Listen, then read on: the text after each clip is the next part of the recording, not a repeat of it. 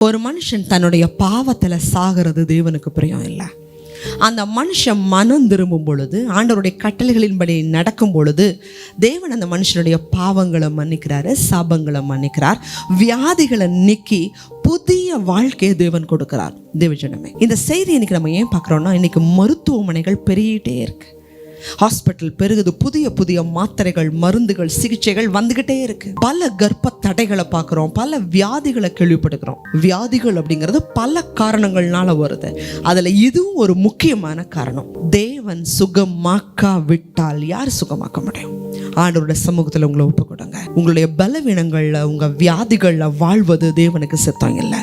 ஆண்டவருடைய சமூகத்துல பாவங்களை அறிக்கை செய்யுங்க, அவரோட ரத்தத்தினால கழுவப்படுங்க, அதை விட்டுருங்க. வசனங்களை வாசிக்க வாசிக்க வாசிக்க தேவன் பூரண சுகத்தையும் பலனையும் கொடுப்பார். ஏன்னா மனுஷன் அப்பத்தினால மாத்திரமல்ல, தேவனுடைய வாயிலிருந்து புறப்படுகிற ஒரு வார்த்தையினாலும் பிழைப்பார்.